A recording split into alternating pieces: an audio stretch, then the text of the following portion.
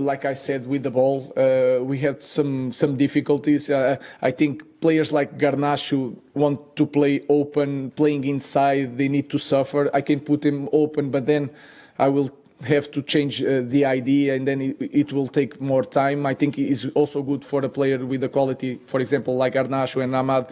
If they are able to play inside and outside, they will be so much more complete.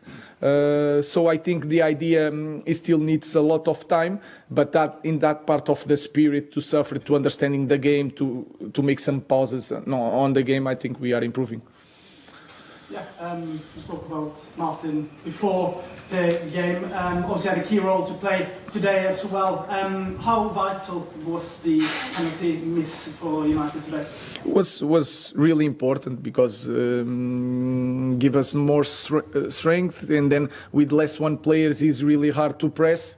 It's really hard to press a team like Arsenal with 11 players. Imagine with 10 players, and then if you are in disadvantage, it's really hard because they can control the ball. They already control the ball in a lot of moments, so it was vital to win the game, of course, to draw the game. He obviously became the hero. He's had some stick.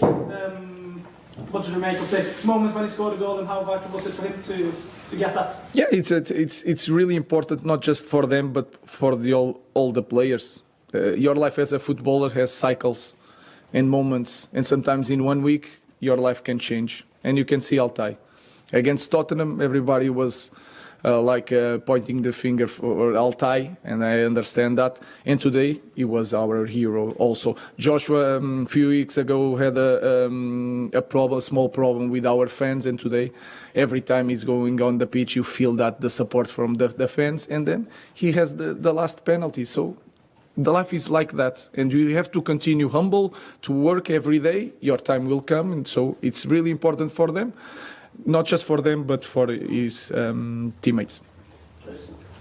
Ruben, I was going to say, obviously, given Joshua Zirkzee the fifth penalty, did you worry about the consequences of him not scoring? Obviously, considering how much pressure he's been under, obviously there's a big moment for him to score that. But were you worried about actually the consequences of it going the other way?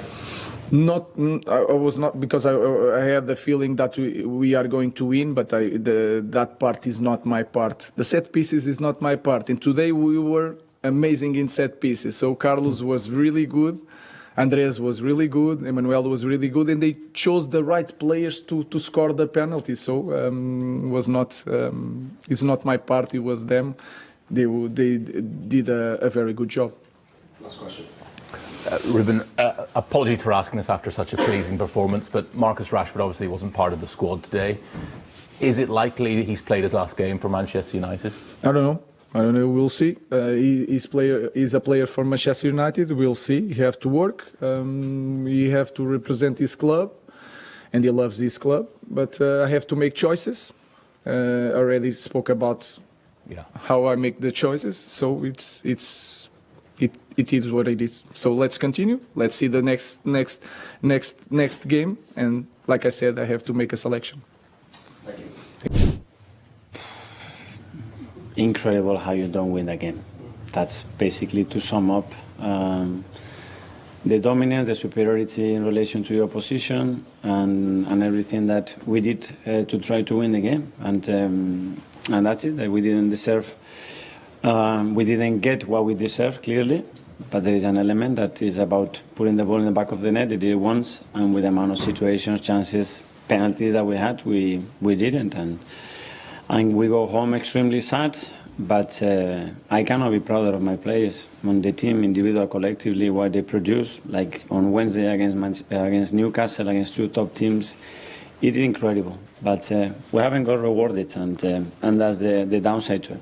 Obviously, Kai was understandably quite quickly down the tunnel at the final whistle. What do you say to him to get him maybe back into the state of mind of the form that he's shown in his best moments? To him and to all of them, that I love them, that we all love them individually and as a team, that are a joy. I mean, what this team produces every 3 days is incredible, regardless what happens. And I'm not going to lose sight of that because of our results, or for sure, because we didn't deserve those results. What can we do better? Let's try to do it, but it's very difficult to cheat. It's an emotional part, it's something related to confidence as well.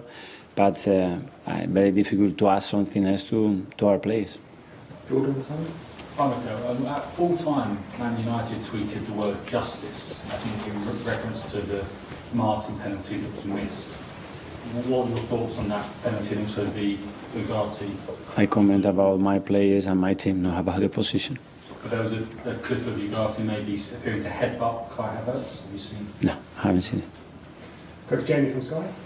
Mikel, as you say, when you dominate a game like that and you create so many chances, it will intensify the calls for Arsenal to have an out-and-out striker, that they lack an out-and-out striker. Is that an area that you need to look at this month? No, but I mean, we miss from various ways, from different players, and I understand, guys, that, but I cannot love our players more, and I focus very much in the ones that we have to perform at the highest level. That's it. The rest is not in our hands, in my hands.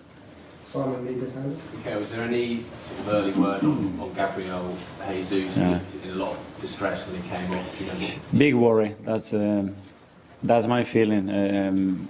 He had to come off on a stretcher with a lot of pain, touching his knee.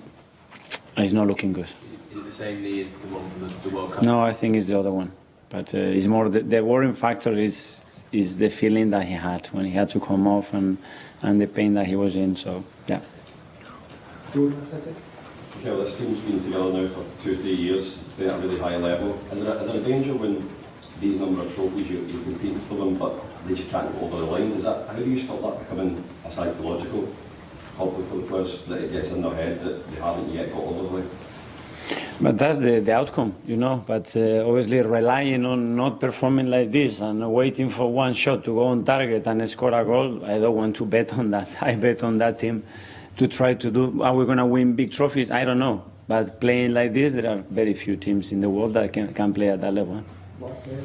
Mikel, after a week when you've been knocked out of one competition, cup competition, and you've got a mountain to climb in another, do you feel a bit of pressure now about Wednesday night's North London derby? Sorry? Do you feel under extra pressure to win the North London derby on Wednesday night after the week you've had? No, I mean, regardless of we would have won the last 2 games, is excitement and looking forward to play the biggest game of the season for our supporters and what it means to us. Phil, Pierre. Yeah, I suppose just following on from that, Mikel, are you worried that this has been quite a damaging week for Arsenal, given the other day and now here you've lost 2 big matches? I understand the point, but it's, I think, a remarkable week to understand what we did again today after what happened 3 days ago and what we did to 2 of the best teams in the moment right now. So this is what I take. The result, I understand that and is extremely disappointed, but I cannot put my focus on that. I think it will be very, very, very unfair. Okay, we'll do the last 2 now. One here. Last into Norway. Martin Odegaard obviously had a main role to play today. Missed the penalty in normal time, however, came back and scored in the penalty shootout. What did you make of those 2 moments? No, the first one that it happens, you know, when you want to take responsibility and leadership in a team, it can happen. He missed it. What I loved is that when I asked them, okay, who wants to take it? He was the first one in the sheet because I want to take it. And that's the players that we want, you know.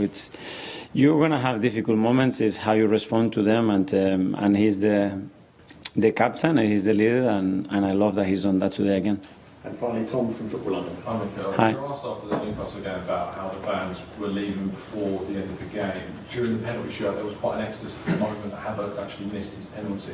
You looked like you were turning around to supporters and asking for more. Is it painful to see them leaving in those moments? No, I did it before because obviously after the draw it was there. So the moment that I did is to make sure that we create that atmosphere that is needed. Dying moments of extra time. Arsenal 1, Manchester United 1. But Arsenal are pressing, Clinton. They are, but there's on. Yeah, this is penalties. Final whistle's gone. Penalties. Oof. Yeah, the whistle had gone. Yeah, the whistle had gone. Is that a fair result? What do you reckon? Well, listen, they've missed a penalty, Arsenal, and it's a good save.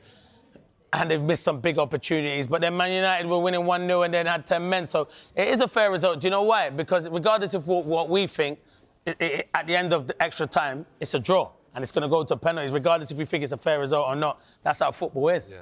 I mean, 25 shots from Arsenal, 7 on target. Is that the big concern today? again, it's been a big concern all season. Yeah. That's the thing. We've been talking about this all season, and now it's there. It's there for everyone to see. It's a huge problem. And even then, like, yes, we've had that many chances, that many shots, but there was other opportunities where we've been in good positions, the ball's flashed across the box, and no one's there to put it in. And even with, like, Havertz has missed some big opportunities today. Ones, yeah. And people, fans, pundits, we're going to look at that and say, you know, what's going on here? Because when he was playing well, he got praised. He got praised. You know, everyone said, you know, we're seeing the real Kai Havertz now. You know, since he come to Chelsea, from Chelsea to Arsenal, he's been playing fantastically well. But now he's out of form, and now we're starting to see Kai Havertz low on confidence. If he's low on confidence, would you give him a penalty? Yeah, of course I'd give him a penalty. He's got good technique. Yeah, he's got good technique, and you'd give him a penalty. They've still got the rest of the season to play for. You don't want. He's missed some big chances in open play. This is a penalty. To remind people, so United took the lead through Bruno Fernandes in the 52nd minute, but then had Diogo Dalot sent off in the 61st. About a minute or so afterwards, Gabriel equalised for Arsenal. Clinton, because United were down to 10 men for so long, psychologically, do they feel more confident? Yeah, they will. Man United will be full of confidence because they've had to defend for so long. I do think Arsenal have the better goalkeeper in Raya. Yeah. But then the Man United goalkeeper's made a big save in normal time, so he'll be confident. I can see him now with Anana and the goalkeeping coach looking at the data to see which way people... Because you know what, all these the goalkeeper coaches, they're crazy. I think goalkeepers, every goalkeeper you play with, they're crazy, but they'll know which way they're going to go. And, yeah, it's hard, but as in the penalty shootout, it's just... You've got to just pick your spot. What's the moment like now? Do your legs start to feel a little bit wobbly? Jelly. They feel like jelly. That's the thing. And like I said, that walk from the halfway line to the penalty spot by yourself, depending on what side you're at as well. You've got the fans behind you. They're going to be, you know, booing and whatnot. And sometimes... Is it worse being at home or better being at home? No, of course it's better being at home. Is it? It's better being at home. But is there more nerves in the stadium because of... No, it's better than being at home. It's better being at home. You've got your fans behind you. Exactly. You've got your fans behind you. You've got the whole stadium behind you pretty much. But, I mean, ultimately, you've got to go there and you know what side you're going to be at. And you've got to look at the ball, focus on the ball and say, you know, I should score this penalty. If I strike this well, it's going to go in. But then you've got them goalkeepers that are nimble. They get down, they're huge, these like Martinez. Goalkeepers like that now. Even the Man United keeper, he looks like a big lad. You know, he's 6'6". If he goes the right way and guesses like he did against Odegaard, he can get down in them corners. Yeah, it was a great save, wasn't it? Ted, this is important, though. The coin toss. Very important. Just had it. Why? Because if you go that end, Arsenal, and all behind the other end is Man United fans. So Bruno's won it, we think.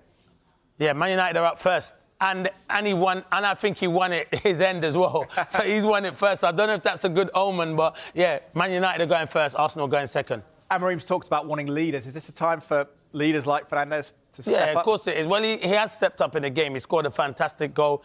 He kept his team going. Even when he didn't get a decision, he got booked, and we were thinking, would he lose his head? And he didn't lose his head. But I think in a penalty shootout, you always want to go first. You want to put pressure on the other team. Of all the players on this pitch right now, if you said to one player, take that penalty, it's Bruno Fernandes. Yeah. Does it feel big, this, for both clubs this season?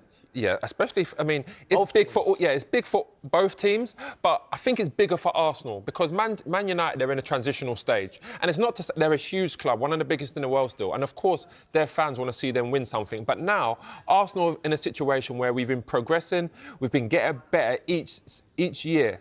Now, Man City are having their worst season for obviously 5 seasons. Liverpool have stepped up their game. They haven't made any signings, but they've stepped up their game. And Arsenal have faltered away in the league. Even though they're second, Liverpool in the driving seat. And now, winning this competition would be very important for Arteta's future. Yeah, coming off the draw against Brighton, loss at home to Newcastle in the League Cup.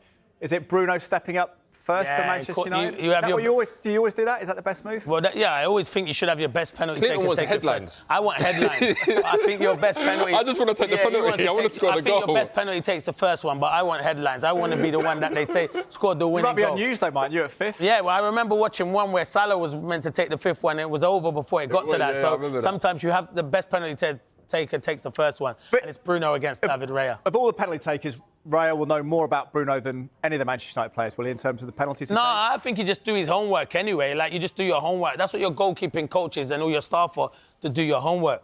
We know how good Bruno is at penalties. I'll tell you one thing about Bruno. He's got different styles of penalties. Sometimes it's the hop, sometimes he just runs up to it, bangs it, sometimes he whips it. Describe this quickly. Yeah. Describe what he's looking very focused. He started in the middle.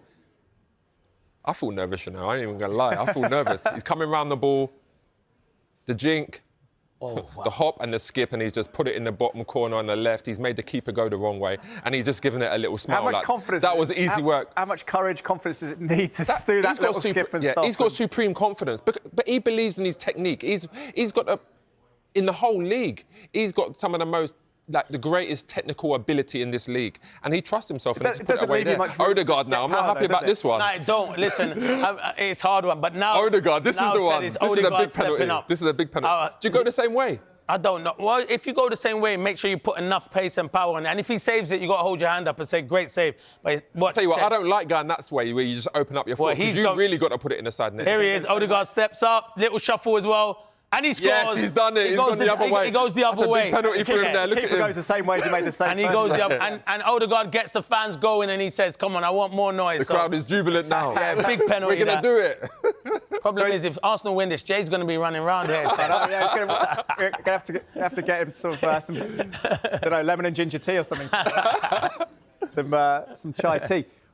That was big for Odegaard's season, isn't it? Possibly after recovering from that? Yeah, he hasn't had the greatest season this year. He hasn't scored and he hasn't set up many goals this year. But that's big for him. He's a captain. He's leading the team, especially now. And Ahmed Diallo's stepping up now, and he's been a big player. He steps up now. Ted, the slow walk, it's a great penalty. He just whips it across. David Raya goes that side. He whips it into that far corner. It's a confident penalty. It's a slow run-up. Is that now the thing, the stutter?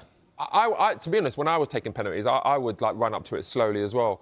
I think the longer you make the keeper wait, the more antsy the keeper gets. And I think that's why now you start seeing a lot of players where they're running up to the ball a bit slower. Is it a win-win in a sense? Oh, this is a big one, Ted. Wait. Yeah, go. This is Kai Havertz. Sorry, mate. This is go for it. A big one. This is Kai Havertz. But he makes the keeper wait as well. That's his style, isn't it? Well, the goalie's making him wait because he's not in the goal yet. And he's there now. But this is a big one, Ted, because the afternoon he's had in front of goal, you're thinking, will he score this? He's had a bit of acrimonious time with the United players as well. I can see Arsenal fans praying. Here we go. Havertz sets up, little stutter. Oh, he's missed it. He saves it. He saves it. It's not the best penalty. He hits it with no conviction, but it's a brilliant save. Is that the problem when the stutter happens, when you do that and then the keeper goes and you're committed to it? Because you can't get the power in the ball, right? You can't get the power to whip it as much as you want to. And again, do you know what? To be fair, he's putting the ball in the corner. It's not a bad penalty, but the keeper's big. He's gone the right way. And when you don't have to pace on the ball, you're able to save it. It's a great save. On one level, as a human, do you feel sorry for Havertz because he's had a bit of a stinker? But do you also think there's a sort of divine justice for missing that after what he did in the game and the penalty? Not really, because that's gone. That's gone. It's football. You're paid all this money to produce like this pressure moments. Yeah. He's failed today, and this is a big penalty because there's always the next one after. Euro. And it's Lenny Euro. It's the one of the youngster who's love it. He's stepping up. He's taking responsibility. But he's not doing a start. His is a long run up. And it's a great penalty. He just rolls it. David Raya goes the other way and just rolls it into the bottom corner. Now pressure is on the next What does that Arsenal. say about that young defender who's just really fresh into the team? Yeah, character. He's got confidence in himself. He said it there, you know.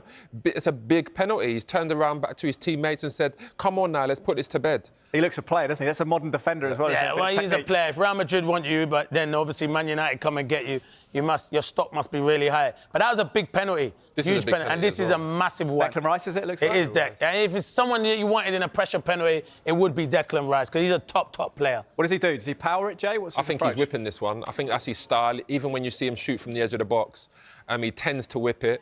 I think when you do whip it the other way, you can get more power in the ball. Whereas when you open up your foot, you've got to be more precise. So I think he'll whip this into the. Do you think he knows now where he's going to go, or is he going to wait for Altay? Yeah, he's not changing his mind now. Definitely. Here he goes, steps up. See it there. Great penalty. Told you, like I said, he's whipped it in the bottom corner. He whipped it. He went the right way, the goalkeeper, but it's a really good brilliant penalty. You're not saving that. Is that the motto for kids out there that just hit it hard and low? But you know what? I think things have changed. I have confidence in everyone who does the starter nowadays. When we were playing, it was different. I was like, just run up and put. Was it don't people were change your genuinely mind. stuttering because they were confused back in They're those days? stuttering because they were nervous. Yeah. These players now are not stuttering because they're nervous. They're full of confidence. But they would be practice. practicing it as well. They've been practicing it all week. They've been practicing the penalties. Another centre-half, Martinez. But I think I've seen him score one for Argentina in a World Cup. So I think if you can score in a World Cup, you can score in a Well, FA Jay, Cup. 20 years ago, defenders weren't involved until sudden death, were they? I'll be like, stay back there, man. Here we But now go. these defenders are technically good. Oh, my God. Oh, my word. He took that like a striker. He took Outrageous. that like a striker. He's laid down. Has Raya sold himself a bit there? He's laid. That's his technique, though. That's his style that's laid him down early, and he's just put it the other way. Like we said, it's a great penalty, but if Raya stays up longer, he makes it more difficult. But, I mean, it's a great penalty. Feels the calibre of shootouts is higher now than it used to be. Is that because of defenders being better? But everyone practice. You'll see everyone practicing training. And you saw Sergio Ramos do a Panenka. And that's when I saw centre-halves are different now because he has so much ability. But this is a big one because if Thomas Partey misses, Arsenal are out. So this is a huge one. Massive one for Thomas Partey. All players now are technically better, aren't they? All around the leagues. They're just technically better. Especially defenders. They've been told to play out from defence now. So when you see something like that from Martinez, it's not really a surprise. Here we go. Thomas Partey steps up. Ted, could this be it? Oh, it's a good penalty. Straight down the middle. Straight down the middle. Come on, Thomas. Great penalty from Thomas Partey. That's about as pressurised as a penalty can get, is it? Yeah, of course it is. Because you now. know you're going out and basically, but we'll see who's going to take it. But that is a pressure one, but it's a good penalty. He waits for the goalie to dive straight down the middle from Thomas Partey. Clever penalty. Who would you imagine is the fifth penalty taker for United? Oh, your mate, Xerxes. Now, this is good, though. Xerxes. It is this good. Good for It is Xerxes. good. After what's happened to him over the last couple of weeks, this could give him massive it's good confidence. if he scores it. Yeah, if it's he good scores. if he scores it. If he scores, it's big for him. For what's happened, he's not had the best start. Played well since he came He on? has played well, but it doesn't matter. This is the big penalty. Ted, he steps up. Xerxes. Oh, and he scores. Man United go through and Arsenal's out, and you can see Jay Buffro's reaction. He's not happy, but credit Xerxes and credit Man United. We need to see more emotion from Jay, to be fair, as well. It's too neutral. Jay, what do you think? How big a missed opportunity for Arsenal against 10 men for so long? Yeah, of course, it's a missed opportunity. But again, if they don't score the chances that you get, you're going to lose football matches. And when it goes to penalties, it's a toss of the coin. Whoever feels confident on that day. To be fair, Xerxes stepped up there. Even when he came on as a substitute, he played really well. He got hold of the ball, he brought other players into play, and then now he just dispatched this penalty. But ultimately, it's been the same old story from Arsenal in this game. Getting the ball in good areas, dominating possession, but not putting away the chances. And that's where you talk about you need a striker in this day and age. Listen, Man City have gone out there. They tried to sign Kane. They couldn't get Kane, who's the best number 9 in the world. They got Haaland. He's scoring goals. He's clinical when he gets his chances more often than not. You see, like Isak, scoring his goals, getting chances. Even Wood, Forest, he's having a great season, scoring goals. Why hasn't Arsenal got a striker with all the money they've spent? They haven't got an out-and-out striker. 45 seconds left, so we've got about 20 on you, Clinton. Final thought on Manchester United. Could this be a defining moment in the season? It could kickstart them. They got Southampton. Don't lose to Southampton. After putting a performance like this, don't go on to lose Southampton on Thursday. But it's brilliant. They wanted them to do well in a cup competition. Play your strongest team and you get results. So big result for Man United. Sets up the North London derby nicely, doesn't it, as Massive well? game now. Tottenham through against Tamworth. Massive game Arsenal now. out, yep.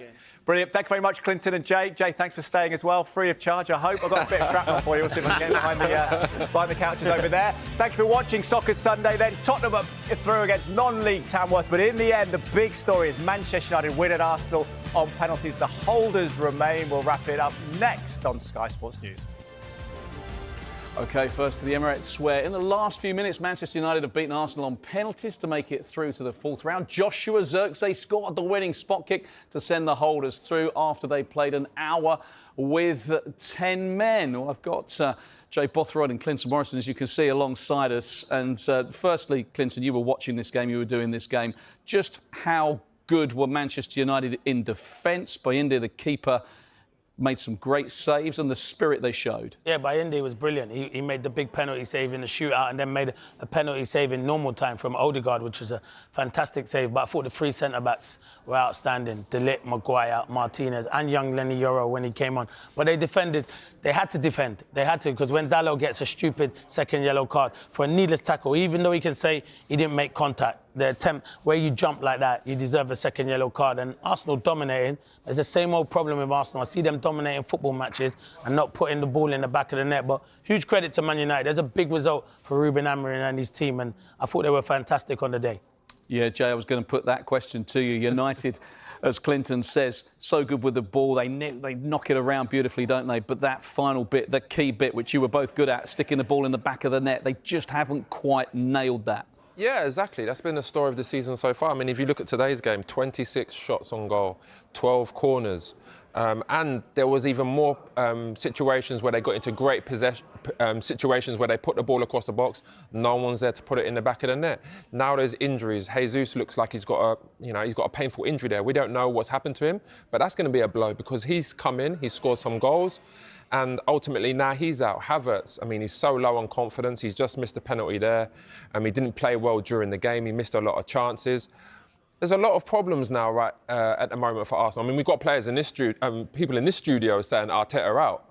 I mean, that's the thing. I'm not at that point yet. You're not at that point. Yeah, I'm not at that point. I'm not at that point yet. Purely for the fact that every year Arteta's improved Arsenal, you know, and it's been unlucky that Arsenal are going against arguably the best Premier League team in history, being Man City. And you've got Odegaard. You've had Odegaard injured. You've now got Saka injured. And like you mentioned all those injuries. Yeah, and then there was some suspensions as well at the beginning of the season. Saliba being out for what I would say was, unfortunate, tackles where he was out for a sustained period of time.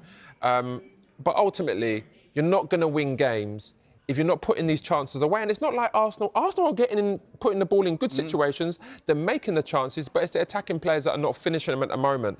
And that's the problem. That is the problem. You can have as much possession as you want today, 70% possession. But if you're not putting the ball in the goal, that's what people are judged on. January window, we're in it. Can they do any business, Clinton, do you think? They can, but you don't get the players you want, Thoughts, in January. So it's not worth just bringing in a player that's not going to improve the squad. Arsenal need a player now to improve their squad, and everyone keeps talking about Isak. Isak's not going nowhere in January. Newcastle will be crazy to sell Isak now. It would be a ridiculous amount of money to get Isak. Newcastle are challenging to win a cup competition, the Carabao Cup, and to challenge to finish in the top 4, which I think they will do because they're in fantastic form. So I just think at the moment now, Arsenal probably will need to go into the market, depending how bad Gabriel Jesus' injury is. I think that's a huge blow because he just looked like he was starting to score goals. But this is a bad result for Arsenal because you look at this and they're still in the Carabao Cup, but they've got to go to St James's Park. Newcastle are favourites. They've got the North London derby coming up. And both teams went to extra time. This is big. If Arsenal lose that and Liverpool go on and win and beat Forest, then I think the title's over for Arsenal. That's true. But one thing that's true. One thing I would say, though... Forest will look after you, Jay. I know, yeah. No, but... say that. Arsenal have to look to sign someone. And if I was someone at Arsenal now, I would be looking at the players with a release clause. And you've got to look at the likes of Nico Williams, maybe Sesko, that have got release clauses where you can just go and activate it and they're going to come straight away.